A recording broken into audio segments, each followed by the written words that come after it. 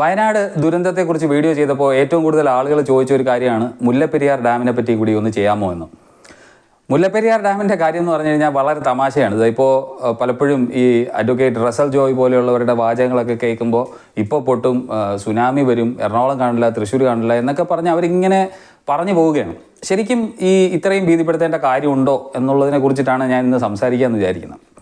മുല്ലപ്പെരിയാർ അതിൻ്റെ കരാറ് അല്ലെങ്കിൽ തമിഴ്നാടിൻ്റെ വെള്ളം ഇതൊന്നുമല്ല പ്രശ്നം. ഇതിൻ്റെ സേഫ്റ്റി മാത്രം, അല്ലെങ്കിൽ എന്താണ് മുല്ലപ്പെരിയാർ പോലെയുള്ള ഒരു ഗ്രാവിറ്റി ഡാം ചെയ്യുന്നത്, അതിനകത്ത് എന്തെങ്കിലും ഫോൾട്ടുകൾ ഉണ്ടാകാനുള്ള ഒരു സാധ്യതയുണ്ടോ അല്ലെങ്കിൽ പ്രോബബിലിറ്റി ഉണ്ടോ തുടങ്ങിയ കാര്യങ്ങളെക്കുറിച്ച് പഠിക്കുക അല്ലെങ്കിൽ പരിശോധിക്കുക എന്നുള്ളതാണ് ഇതിനകത്ത് മെയിനായിട്ട് നമ്മൾ ഫോക്കസ് ചെയ്യേണ്ട ഒരു കാര്യം എന്നാണ് എനിക്ക് തോന്നുന്നത്. കാര്യം വെള്ളത്തിൻ്റെ കരാറൊക്കെ 999 വർഷമുള്ള കാര്യമാണ്. അത് സുപ്രീം കോടതി തീരുമാനിച്ച കാര്യങ്ങളാണ്, അല്ലെങ്കിൽ രണ്ട് സ്റ്റേറ്റുകൾ തമ്മിലുള്ള കരാറും കാര്യങ്ങളുമാണ്. പക്ഷേ നമുക്ക് ഏറ്റവും പേടിപ്പെടുത്തുന്ന ഒരു കാര്യം എന്ന് പറഞ്ഞാൽ അതിൻ്റെ താഴെയുള്ള ആളുകളുടെ സേഫ്റ്റി തന്നെയാണ്. അപ്പോൾ ആദ്യം മനസ്സിലാക്കേണ്ടത്, എല്ലാവരും കേട്ട് അടുത്ത ഒരു കാര്യമായിരിക്കും, മുല്ലപ്പെരിയാർ എന്ന് പറയുന്നത് ഒരു ഗ്രാവിറ്റി ഡാമാണ്. എന്താണ് ഈ ഗ്രാവിറ്റി ഡാം എന്നുള്ളത് കൊണ്ട് ഉദ്ദേശിക്കുന്നതെന്ന് നിങ്ങൾക്ക് ഇതിനോടകം തന്നെ മനസ്സിലായി കാണുമെന്നാണ് ഞാൻ വിചാരിക്കുന്നത്. അതായത് അതിൻ്റെ സെൽഫ് വെയിറ്റ്, അതിൻ്റെ സ്വന്തം ഭാരം കൊണ്ട് അപ്പുറത്തുനിന്നുള്ള വെള്ളത്തിനെ തടഞ്ഞു നിർത്താൻ കഴിയുന്ന ഒരു ഡാം എന്നാണ് അതിൻ്റെ അർത്ഥം. അപ്പോൾ നമ്മൾ ഏതെങ്കിലും ഒരു വസ്തു എടുത്ത് താഴെ വയ്ക്കുകയാണെന്നുണ്ടെങ്കിൽ നമുക്ക് കാണാൻ കഴിയുന്ന കാര്യമാണ്, യൂഷ്വലി ബേസ് വലുതും മുകളിലോട്ട് പോകുമ്പോൾ ചെറുതുമാണ് ആയിട്ടുള്ള ഒരു സംഭവമാണെന്നുണ്ടെങ്കിൽ കുറച്ച് സൈഡിൽ നിന്നുള്ള ഫോഴ്സുകളെ പോലും അതിന് റെസിസ്റ്റ് ചെയ്യാൻ പറ്റുന്നുള്ളൂ, അല്ലെങ്കിൽ സ്റ്റേബിൾ ആയിട്ടുള്ള ഒരു സ്ട്രക്ചറാണ് അതെന്ന് പലരും പിരമിഡുമായിട്ടൊക്കെ ഉപയോഗിച്ചു. അതുപോലെ തന്നെ ബേസ് വലുതും മുകളിലേക്ക് വരുമ്പോൾ ടേപ്പർ ചെയ്ത് വരികയും ചെയ്യുന്ന ഒരു സംഗതിയാണെന്നുണ്ടെങ്കിൽ സ്റ്റേബിൾ ആയിരിക്കും എന്നുള്ള അറിയാം. ഇനി ഗ്രാവിറ്റി ഡാം മുല്ലപ്പെരിയാറിൻ്റെ കാര്യം തന്നെ എടുക്കുകയാണെന്നുണ്ടെങ്കിൽ, മുല്ലപ്പെരിയാർ ഡാമിൻ്റെ സ്വന്തം വെയിറ്റ് കാരണം അതിന് അപ്സ്ട്രീമിലുള്ള അല്ലെങ്കിൽ മുല്ലപ്പെരിയാറിൽ റിസർവോയറിൽ കെട്ടി നിർത്തിയിരിക്കുന്ന വെള്ളം എന്ന് പറയുന്നത് അതിൻ്റെ സ്വന്തം ഭാരം കൊണ്ട് തടഞ്ഞു നിർത്തുന്ന ഒരു സംഗതിയാണ് എന്നുള്ളൂ. ഇതാണ് ഒരു ഗ്രാവിറ്റി ഡാമിൻ്റെ ഒരു പ്രത്യേകത എന്ന് പറഞ്ഞാൽ അതിൻ്റെ ഡൗൺ സ്ട്രീമിലോട്ട് വെള്ളം പോകാതെ തടഞ്ഞു നിർത്താൻ അതിൻ്റെ സ്വന്തം ഭാരം തന്നെയാണ് കാരണം എന്നുള്ളതാണ്. മുല്ലപ്പെരിയാർ ഡാമിൻ്റെ ടോട്ടൽ ഹൈറ്റ് എന്ന് പറയുന്നത് 155 അടിയാണ്. ഒരു വി പോലെയുള്ള ഒരു വെസ്റ്റേൺ ഗാർഡ്സിലുള്ള ഒരു ഗോർജിൽ അല്ലെങ്കിൽ ഒരു വാലിയിൽ കെട്ടിയിട്ടുള്ള ഒരു ഡാമാണ്. അപ്പോൾ താഴോട്ട് നോക്കിക്കഴിഞ്ഞാൽ വി ഷേപ്പിൽ കാണാൻ കഴിയും. ഇതാണ് മുല്ലപ്പെരിയാർ ഡാമിൻ്റെ ഒരു അവസ്ഥ എന്ന് പറഞ്ഞാൽ. ഇതെങ്ങനെയാണ് ഉണ്ടാക്കിയെന്നുള്ളതും എല്ലാവർക്കും വളരെ കൃത്യമായിട്ട് അറിയാവുന്നതാണ്. അതായത് മേസണറി റബിൾ വർക്കാണ്, ലൈം സുർക്കി ഉപയോഗിച്ചിട്ടാണ് ഉണ്ടാക്കിയിരിക്കുന്നത്.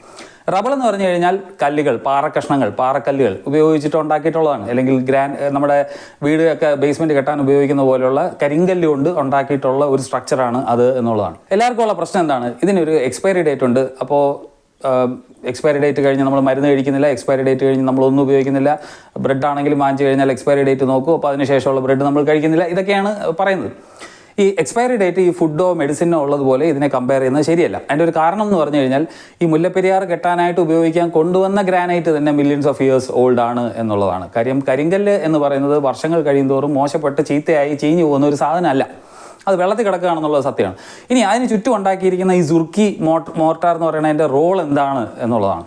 പ്രധാനമായും ഈ അന്നത്തെ ഒരു കൺസ്ട്രക്ഷൻ്റെ രീതി എന്ന് പറഞ്ഞാൽ, ഈ ബേസിക് ആയിട്ടുള്ള റബിൾ വർക്ക് എന്ന് പറയുന്നത് ഗ്രാവിറ്റി പ്രൊവൈഡ് ചെയ്യാനും, ഈ കരിങ്കല്ല് വെച്ച് കഴിയുമ്പോൾ അതിൻ്റെ ഇടയിൽ കൂടെ വെള്ളത്തിൻ്റെ സീപ്പേജ് ഉണ്ടാവുമല്ലോ, അത് പ്രിവെൻറ്റ് ചെയ്യാനായിട്ടും ഇതിൻ്റെ ഈ കല്ലുകൾ തമ്മിലുള്ള ഒരു ബോണ്ടേജ് ഉണ്ടാക്കാനും വേണ്ടിയിട്ടാണ് ഈ ലൈം സുർക്കി എന്ന് പറയുന്ന സാധനം ഉപയോഗിക്കുന്നത്. അതായത് സീപ്പേജ് തടയുക എന്നുള്ളതാണ് എൻ്റെ പ്രധാനമായിട്ടുള്ള ഉദ്ദേശം.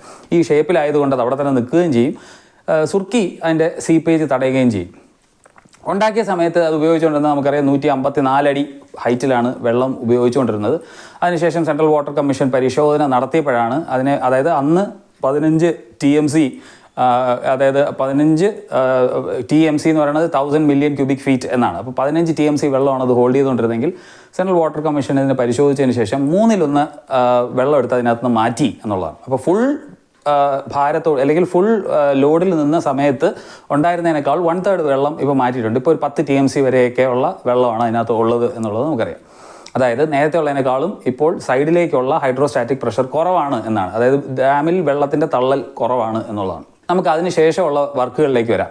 ഒരു ഗ്രാവിറ്റി ഡാമിൻ്റെ ഫെയിലിയറിന് സാധ്യതയുള്ള കാര്യങ്ങൾ ഏതൊക്കെയാണ്? നമുക്ക് വളരെ സിമ്പിളായിട്ട് തന്നെ ആലോചിച്ചെടുക്കാം. ഒന്ന്, ഇവിടുന്ന് വെള്ളം തള്ളുകയാണെങ്കിൽ ഇത് ബേസ്മെൻറ്റിൻ്റെ അവിടെ നിന്ന് നിരങ്ങിപ്പോവാം, സ്ലിപ്പേജ് ഉണ്ടാവാം, പോയിന്റ് നമ്പർ 1. രണ്ടാമത്തെ കാര്യം, ഇത് ടോപ്പിൽ ചെയ്യുക അല്ലെങ്കിൽ മുകൾ ഭാഗം കൊണ്ട് താഴോട്ട് കമന്ന് വീഴാം. പിന്നെ സംഭവിക്കാൻ സാധ്യതയുള്ള എന്താണ്, ഈ സീപ്പേജിനകത്തൂടെയൊക്കെ വെള്ളം കയറിയിട്ട് വെള്ളത്തിനൊരു ബോയൻസി ഉണ്ടെന്ന് അറിയാലോ, അപ്പോൾ അതിൻ്റെ ബാക്കി കല്ലിനകത്തൊക്കെ വെള്ളം കയറുമ്പോഴത്തേക്ക് ഈ ഗ്രാവിറ്റിയുടെ എഫക്റ്റിനെ കുറയ്ക്കാം. ഇത് മൂന്നുമാണ് പ്രധാനപ്പെട്ട പ്രശ്നം. പിന്നെ പറയാൻ പറ്റുന്ന ഒരു കാര്യം എന്താണ്, ഇത് പൊടിഞ്ഞു പോവുക അല്ലെങ്കിൽ ഒരു സ്ട്രക്ചറലായിട്ടുള്ള ഒരു നാശം ഉണ്ടാവുക എന്നുള്ളതാണ് ഇതിനകത്തുള്ള അടുത്ത കാര്യം എന്ന് പറയുന്നത്. പക്ഷേ നമുക്ക് സെൻട്രൽ വാട്ടർ കമ്മീഷൻ്റെ പരിശോധനയ്ക്ക് ശേഷം നടത്തിയിട്ടുള്ള വർക്കുകളെ കുറിച്ചും കൂടെ ആലോചിക്കേണ്ട കാര്യമുണ്ട്. അത് അന്നത്തെ ഡാം തന്നെയാണോ എന്നുള്ളതാണ്. ഞാൻ എക്സ്പയറി ഡേറ്റിൻ്റെ കാര്യം പറഞ്ഞപ്പോൾ നമ്മൾ എടുത്ത് ആലോചിക്കേണ്ട ഒരു കാര്യമുണ്ട്. ഇപ്പോൾ പഴയ വണ്ടികൾ പലരും ഇന്നും നല്ല മിൻറ്റ് കണ്ടീഷനിൽ കൊണ്ടു നടക്കുന്നവരുണ്ട്. പഴയ ഫോർഡ് ഫെയർലൈൻ V8 ഇന്നും നല്ല മിൻറ്റ് കണ്ടീഷനിൽ കൊണ്ടു നടക്കുന്നവരുണ്ട്. അതുപോലെ ഹോട്ട് റോഡ്സ് നിങ്ങൾ കേട്ട് കാണും. പഴയ വണ്ടിയിൽ പുതിയ എഞ്ചിൻ കയറ്റി സ്ട്രെങ്തൻ ചെയ്യുന്ന പരിപാടിയുണ്ട്. ഇതുപോലെയുള്ള കുറേ പരിപാടികൾ ഈ പറഞ്ഞ ഡാമിനകത്ത് നടത്തിയിട്ടുണ്ട് എന്നുള്ളതാണ്. ഇപ്പോൾ ഡാമിൻ്റെ ഏറ്റവും മുകളിൽ എന്താ ചെയ്തതെന്ന് നോക്കൂ.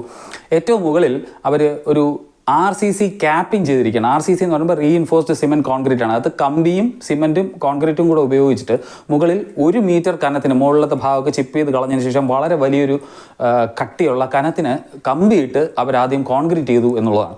കോൺക്രീറ്റ് ചെയ്തതിന് ശേഷം ഓരോ 9 അടി കഴിയുമ്പോഴും അതിനകത്തൊരു ദ്വാരം ഉണ്ടാക്കുകയും ആ ദ്വാരം നമ്മുടെ കുഴൽക്കിണറൊക്കെ അടിക്കുന്നത് പോലെ വളരെ ഡീപ്പായിട്ട് പോയി ബെഡ് റോക്കിനകത്ത് വീണ്ടും 10-30 അടി താഴെ പോയതിനു ശേഷം അതിനകത്തേക്ക് കേബിൾ ആങ്കറിങ് നടത്തുകയും ചെയ്തു എന്നാണ്. 9 അടി ഇടവിട്ടിട്ടാണ് ചെയ്തിരിക്കുന്നത്. അതായത് ടോട്ടൽ 1200 അടിയാണ് ഇതിൻ്റെ മുകളിലുള്ളതെങ്കിൽ 9 അടി ഇടവിട്ടിട്ട് ഇങ്ങനെയുള്ളൊരു കാര്യം ചെയ്തിട്ടുണ്ട്. ഇനി വെറുതെ കമ്പിയിട്ട് ആങ്കർ ചെയ്യുകയല്ല ചെയ്തു, അതിനെ സ്ട്രെച്ച് ചെയ്തിട്ടുണ്ട്. അല്ലെങ്കിൽ അതായത് നിങ്ങൾ പ്രീ സ്ട്രെസ്ഡ് കോൺക്രീറ്റ് സ്ലീപ്പേഴ്സ് ഉണ്ടാണ്, റെയിൽവേ സ്ലീപ്പേഴ്സ്, അതൊക്കെ ഉണ്ടാക്കുന്ന ചെറിയ കമ്പി ഇട്ടിട്ട് വലിച്ചു വെച്ചിട്ട് സിമെൻറ്റ് വെച്ച് അതിനെ സെറ്റാവാൻ സമ്മതിക്കുകയാണ് ചെയ്യുന്നത്. എന്ന് പറഞ്ഞതുപോലെ ഇതിനകത്തേക്ക് 6 mm കമ്പിയുടെ ഒരു കൂട്ടം കമ്പി അകത്തേക്ക് ഇറക്കുകയും ഏറ്റവും താഴത്തെ ബെഡ് റോക്കിൽ വളരെ ഡീപ്പായിട്ട് കൊണ്ടുവന്നിട്ട് അതിനെ ഭയങ്കര ലോഡ് കൊടുത്ത് വലിച്ചു വെച്ചതിന് ശേഷം കോൺക്രീറ്റ് ഇട്ട് ഉറപ്പിക്കുകയും വിടുകയും ചെയ്തു. അതായത് ഈ കമ്പികളെല്ലാം ഈ ഡാമിനെ ബെഡ് റോക്കിലേക്ക് വലിച്ചു വയ്ക്കുകയാണ് ചെയ്യുന്നത്. അവിടെയുള്ളൊരു ഗുണം എന്താണെന്ന് അറിയിക്കും. നേരത്തെ പറഞ്ഞ സ്ലിപ്പേജ് ഉണ്ടാവില്ല, അതുപോലെ മുകൾ ഭാഗം മറിഞ്ഞു പോകില്ല. അതായത് ഒറിജിനൽ ഗ്രാവിറ്റി ഡാം തന്നെ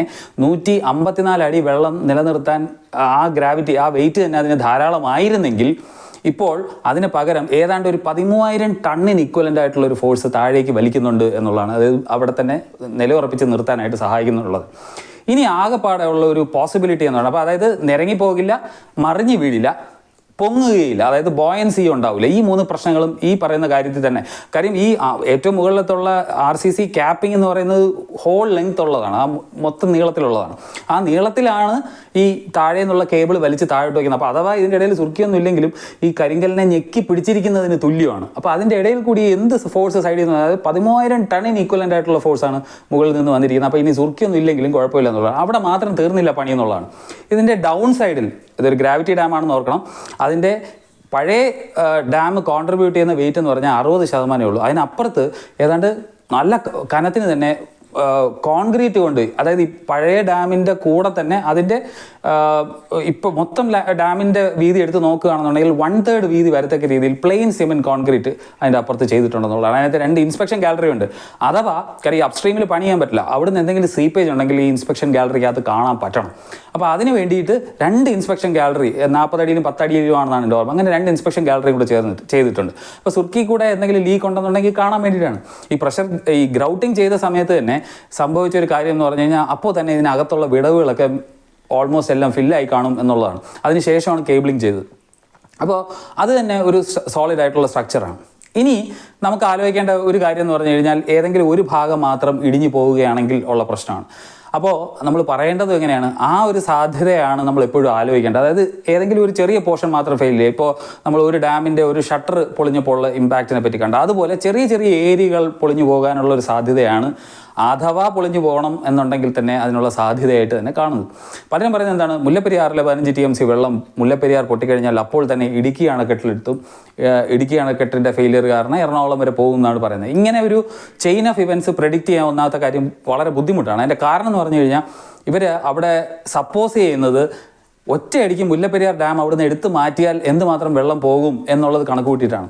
ഈ പോകുന്ന വഴിയിലൊക്കെ നിങ്ങൾ ഗൂഗിൾ മാപ്പ് തന്നെ എടുത്ത് നോക്കിക്കഴിഞ്ഞാൽ കാണാം വളവും തിരിവുമൊക്കെ ഉണ്ട്. അവിടെയൊക്കെ വെള്ളം ഡീസലറേറ്റ് ചെയ്യും. ഇത് വെറും വെള്ളം മാത്രമല്ല, അഥവാ എന്തെങ്കിലും പൊട്ടി എന്തെങ്കിലും കല്ലോ മറ്റോ ഉണ്ടെന്നുണ്ടെങ്കിൽ അതെല്ലാം റെസിസ്റ്റൻസ് പ്രൊവൈഡ് ചെയ്യും എന്നുള്ളതാണ്. അപ്പോൾ ഡാമിലേക്ക് എത്തുമ്പോൾ തന്നെ ആ വെള്ളത്തിൻ്റെ എനർജി ആക്ച്വലി നഷ്ടപ്പെട്ട് പൊയ്ക്കൊണ്ടിരിക്കുകയാണ്. ഓരോ വളവും തിരിവും കഴിയുമ്പോഴും വെള്ളം എപ്പോഴും റിലീസ് റെസിസ്റ്റൻസ് ഉള്ള സ്ഥലം വഴി മാത്രമേ പോകുള്ളൂ. ഇത്രയും സ്ട്രെങ്തൻ ചെയ്ത മുല്ലപ്പെരിയാറിൽ നിങ്ങൾ ആലോചിക്കേണ്ട വേറൊരു കാര്യമുണ്ട്.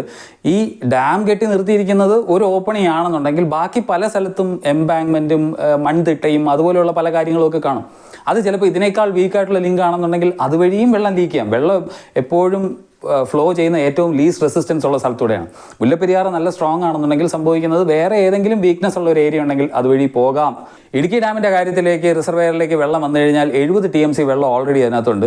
അതിനെ ഹാൻഡിൽ ചെയ്യാൻ പറ്റുമെന്ന് വെച്ച് കഴിഞ്ഞാൽ ഇടുക്കി ഡാമിനൊന്നും പറ്റില്ല. കാര്യം അതിൻ്റെ അപ്പാർട്ട്മെൻറ്റ് എന്ന് പറയുന്നത് വച്ചിരിക്കുന്നത് തന്നെ വലിയ 2 മലകളിൽ ഊന്നിയിട്ടാണ്. പിന്നെ അതിൻ്റെ പ്രശ്നമായി പറയുന്ന മറ്റ് ഗ്രാവിറ്റി ഡാമുകളായിട്ടുള്ള അല്ലെങ്കിൽ നമ്മൾ തന്നെ ഉണ്ടാക്കിയിട്ടുള്ള മറ്റ് 2 സ്ട്രക്ചറാണ് ചെറുതോണിയും കുളമാവുമാണ്. കുളമാവ് വളരെ വീക്കാണെന്നൊക്കെ പലരും പറയുന്നുണ്ട്. അങ്ങനെയാണെങ്കിൽ നമ്മൾ ഈ തമിഴ്നാടിൻ്റെ അടുത്ത് പോയി ചോദിക്കേണ്ട കാര്യമില്ല, നമ്മുടെ സ്ഥലത്ത് തന്നെ ഉള്ളതല്ലേ, നമുക്ക് ഇതിനെ സ്ട്രെങ്തൻ ചെയ്യുന്നതിനെ പറ്റി ആലോചിച്ചാൽ പോരെ. അല്ലാതെ ഇപ്പോൾ തന്നെ മുല്ലപ്പെരിയാർ പൊട്ടും അത് കാരണം പുതിയ ഡാം ഇതിൻ്റെ താഴെ പണിയണം എന്ന് പറയുകയാണ് പലരും ചെയ്യുന്നത്. അതിനകത്ത് പ്രത്യേകിച്ച് ഒരു കാര്യമില്ല. കാര്യം ഡാം കെട്ടിയിരിക്കുന്നതിനേക്കാൾ വീണ്ടും താഴോട്ട് വന്ന് ഒരു ഡാം പണിയുക എന്ന് പറഞ്ഞാൽ അതിനേക്കാൾ ഉയരം കൂട്ടി, അതിനേക്കാൾ വീതി കൂട്ടി, അതിനേക്കാൾ എക്സ്പെൻഡിച്ചർ മുടക്കി ചെയ്യണം. മാത്രമല്ല PTR പെരിയാർ ടൈഗർ റിസർവിൻ്റെ കുറേ നല്ല സ്ഥലം കൂടി വെള്ളത്തിനടിയിലാവുകയും ചെയ്യും. അപ്പോൾ അതൊരു പ്രാക്ടിക്കലായിട്ടുള്ള സൊല്യൂഷനേ അല്ല. 999 വർഷം കരാറുള്ളതിൽ ഓരോ പ്രാവശ്യം 50 വർഷമാണല്ലോ ഡാമിൻ്റെ ആയുസ് ഇവർ പറയുന്നത്. അങ്ങനെയാണെന്നുണ്ടെങ്കിൽ 50 വർഷം വെച്ച് ചെയ്യുകയാണെന്നുണ്ടെങ്കിൽ അതിങ്ങനെ ഓരോ 50 വർഷം കഴിയുമ്പോഴും താഴോട്ട് വരേണ്ടി വരും. അതൊരു പ്രാക്ടിക്കലായിട്ടുള്ള സൊല്യൂഷൻ അല്ല. കൂടുതലും ഇതിനകത്ത് പറഞ്ഞു കേൾക്കുന്നതിൽ ഏറ്റവും നല്ല സൊല്യൂഷനായിട്ട് കേട്ടത് താഴെ ഒരു തുരങ്കം നിർമ്മിച്ച് തമിഴ്നാട്ടിൽ വെള്ളം കൊണ്ടുപോകുക എന്നുള്ളത് തന്നെ. അവർക്ക് കുറച്ചുകൂടെ പ്രഷറിൽ വെള്ളവും കിട്ടും, നമുക്ക് വെള്ളത്തിൻ്റെ ലെവൽ കുറച്ചുകൂടെ ഹൈറ്റ് കുറച്ച് മെയിൻറ്റെയിൻ ചെയ്യാം. അപ്പോൾ ഒറിജിനൽ ഹൈറ്റിനേക്കാൾ നമ്മൾ ഒരു 1/3 വെള്ളം കളഞ്ഞിട്ട് ആണ് ഹൈറ്റ് മെയിൻറ്റെയിൻ ചെയ്യുന്നത് കൊണ്ട് തന്നെ ഡാം സേഫ് ആണ് എന്ന് പറയാം. ഇപ്പോൾ നേരത്തെ പറഞ്ഞതെല്ലാം നിശ്ചലമായി നിൽക്കുന്ന വെള്ളത്തിൻ്റെ ഒരു കാര്യത്തിനെ പറ്റിയാണ്. പിന്നെ എല്ലാവർക്കും ഉള്ള കൺസേൺ എന്ന് പറഞ്ഞാൽ ഭൂചലനങ്ങളെ കുറിച്ചിട്ടാണ്. കേരളം വരുന്നത് സോൺ 3യിലാണ്, എല്ലാവർക്കും അറിയാവുന്നൊരു കാര്യമാണ്. സോൺ 3 എന്ന് പറഞ്ഞു കഴിഞ്ഞാൽ പലരും മനസ്സിലാക്കിയിരിക്കുന്നത് ഭയങ്കര ആക്റ്റീവായിട്ടുള്ള ഭൂചലനമുള്ള ഒരു സോണാണെന്നാണ്. എന്നാൽ അങ്ങനെയല്ല. ഈ സോൺ 1 എന്ന് പറയുന്നത് നമുക്ക് ഇന്ത്യയിൽ തന്നെ ഇല്ല. സോൺ 2 എന്ന് പറയുന്നത് കിഴക്ക് പ്രദേശങ്ങളിൽ കുറച്ച് സ്ഥലങ്ങളിലൊക്കെ ഉണ്ട്. കേരളം സോൺ 3 എന്ന് പറയുന്ന ഒരു ഏരിയയിൽ തന്നെയാണ് വരുന്നത്. സോൺ 3 എന്ന് പറയുന്നത് അത്ര സാധാരണമല്ലാതെ ഉള്ള എർത്ത്ക്വേക്കുകൾ വരാം എന്നേ ഉള്ളൂ. എർത്ത്ക്വേക്ക് ഏത് സ്ഥലത്ത് വേണോ വരാം, ഭൂചലനം ഏത് സ്ഥലത്ത് വേണോ വരാം. അപ്പോൾ സാധാരണയിൽക്കാൾ കുറച്ചുകൂടെ കൂടിയ ഒരു സ്കെയിലിൽ വരും എന്ന് മാത്രമേ ഉള്ളൂ. അപ്പോൾ റൂർക്കി IIT പറഞ്ഞതുപോലെ 6 റിക്ടർ സ്കെയിലുള്ള ഒരു സാധനം വന്നാൽ മുല്ലപ്പെരിയാർ തകരില്ലേ എന്നുള്ളതാണ് പലരും ചോദിക്കുന്നത്.